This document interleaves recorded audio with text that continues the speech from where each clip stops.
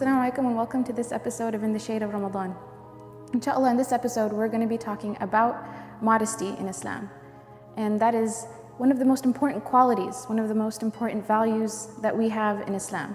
And the Prophet ﷺ, he said, every religion has a distinct characteristic. And the distinct characteristic of Islam is modesty.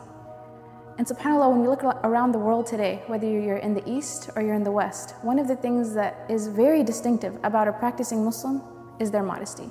And it's different. Sometimes it's construed as strange or weird, but it's also part of the definition of who we are. The Prophet Muhammad ﷺ also said that modesty is all good.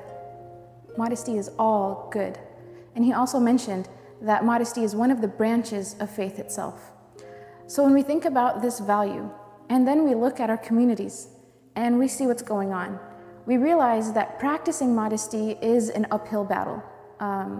Whether you're going to the masjid, then you're looking at the way that people talk to each other in terms of not practicing humility, not being humble with one another, or in the clothing that people are choosing to wear.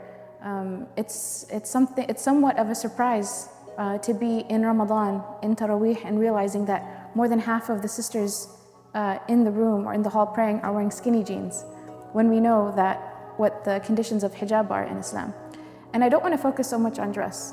I want to focus on this value of feeling shy, or this value of feeling a level of shame that stops a person from doing something that they know that Allah subhanahu wa ta'ala would be very displeased with.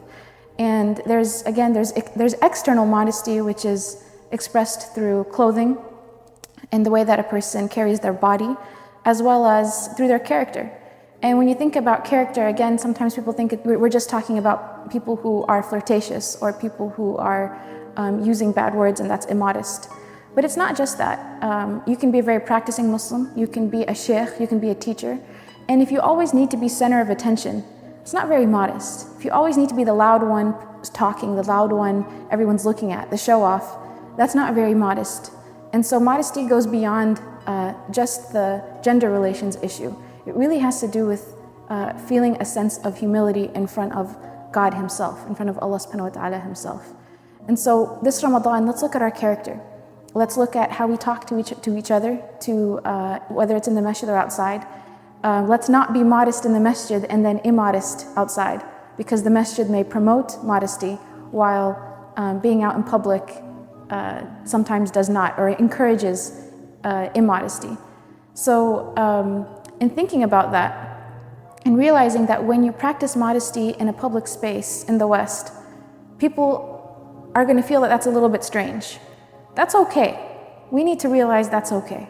Because the Prophet ﷺ, he said, the distinct characteristic of Islam is modesty. That's how we're going to get known. That's how people know us. We have some quality of modesty. That doesn't necessarily mean you're very weird, or you're very awkward, or you have social anxiety. That's not what I'm referring to. I'm just referring to having humility in front of God, and that you deal with people on that level. The second aspect is modesty in your body and modesty in your dress. Again, when we look around the society, people are encouraging, especially women, to reveal it all. They're encouraging women to show it off. And you see the eating disorders that are all around us. And they're in us as well, in the sense that none of the social ills that the wider society is suffering from, the Muslim community is not immune from them. We see that young Muslim girls inside the masjid are also suffering from eating disorders. We see that they are also suffering from low self-esteem, and a self-esteem that's based on their body and their image. And subhanAllah, there's a beautiful hadith of the Prophet Muhammad ﷺ where he says that everyone else looks at your shapes and form, but Allah subhanahu wa ta'ala, He looks at your heart. So, building a self-esteem this Ramadan that is based on your relationship with God, and that's a very liberating thing. That is something that especially women in this country, Muslim or non-Muslim, they can benefit from. This idea of understanding yourself and your self-worth based on who you are as a servant of God. And subhanAllah, if you do end up being able to evaluate yourself on this level, it's not hard to dress in a way that you think that we know that God will be pleased with. It's not hard to wear the hijab. It's not hard to wear loose clothing. When we think about fitted clothing that defines the form, we have to question why. Why is it necessary that everyone wears pants that exactly shows the shape of the legs, or shirts that show the shape of the arms and the waist and the chest and whatnot. And subhanAllah, again, the fact that modesty is distinctive for the Muslims, and that this is not a culture that is compatible with Islam, this desire to reveal it all. We are not show-offs. Our bodies are not meant to be sold or displayed for others. We have an understanding of our body and our dress that is derived from our understanding of God Himself and what He wants from us.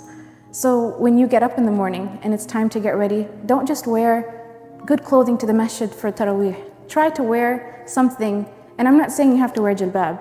I'm not saying you have to wear clothing from the Middle East. Wear clothing that's from America, from the stores here in America, but just try to fulfill those conditions of being loose such that it doesn't reveal your actual form. And think about this concept that I heard a sheikh saying once. He said, when you get dressed in the morning, try to wear something that you feel you could walk into the gates of paradise with. Try to wear something that you can walk into the gates of paradise with. And external modesty itself is something that can only truly be derived from internal modesty. And the Prophet Muhammad ﷺ, he said that if you have no shame, then do whatever you want.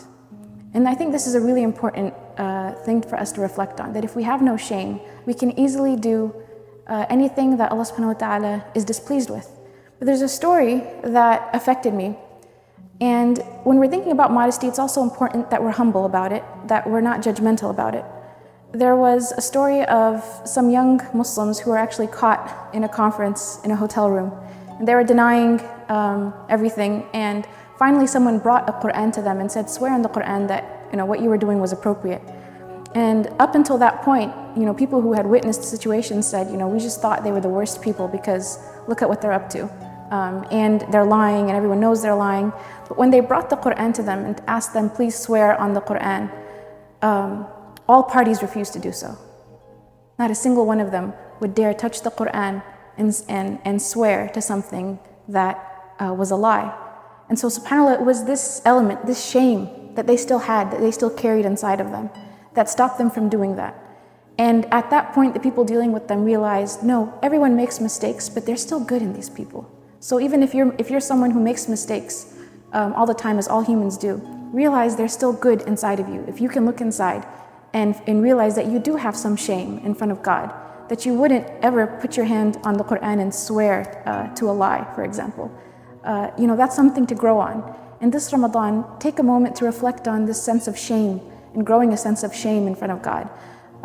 When you're leaving the house, try to feel that shame, that you want to be humble in front of Him, that you don't want to displease Him, that you want to dress in a way that He would love you to dress, that you would carry yourself in that way, and that ultimately your self-esteem, your body image, whatever it is, it derives from your relationship with Him and no one else. Because at the end, this Ramadan is about coming closer to Allah subhanahu wa ta'ala. And again, try to do it in developing your relationship with Him through modesty. Jazakumullah khair. Assalamu alaikum.